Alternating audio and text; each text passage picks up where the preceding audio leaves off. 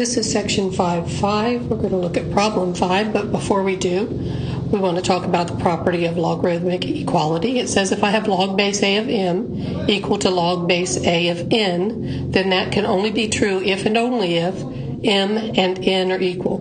Notice that the bases have to be the same, but if the bases are the same, then the m and the n have to be the same. So let's use that to solve some problems. For the first one, first thing I want to check, is there any way to rewrite 20 as a power of 3? Well, 3 to the first power is 3, 3 to the second power is 9, 3 to the third power is 27. So, no, I can't. So since I can't rewrite it, what I can do is I can log both sides. So I'm going to write log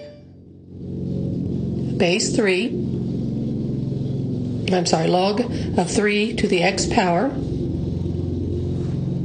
equals log of 20. So remember that we can do anything we want to an equation as long as we do it to both sides, and that's what I just did here. Now I'm going to use my power rule and move that x to the front.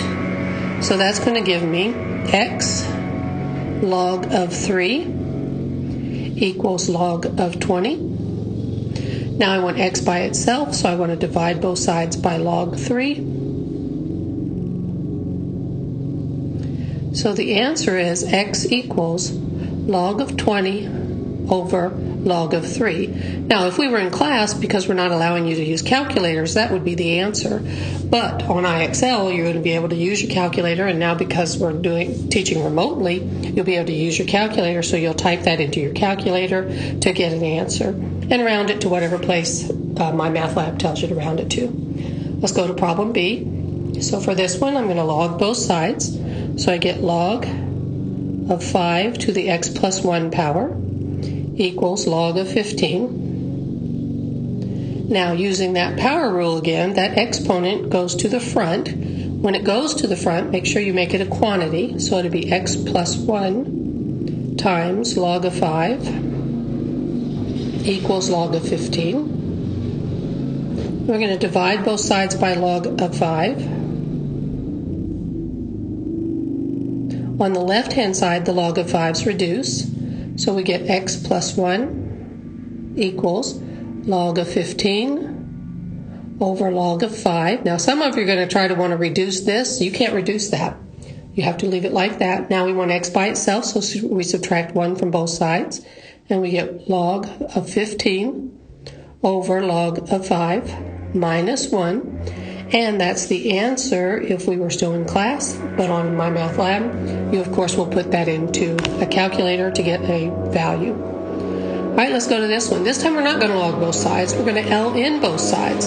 Why are we lnning? Because there's an e involved. So ln e to the 0.08t equals ln of 2,500. Again, using our power rule, we're going to bring that 0.08t to the front, and that's going to give us 0.08t ln of e equals ln of 2,500. All right, now at this point, remember that this base here is invisible, but it's e, so ln of e, all of this is just 1.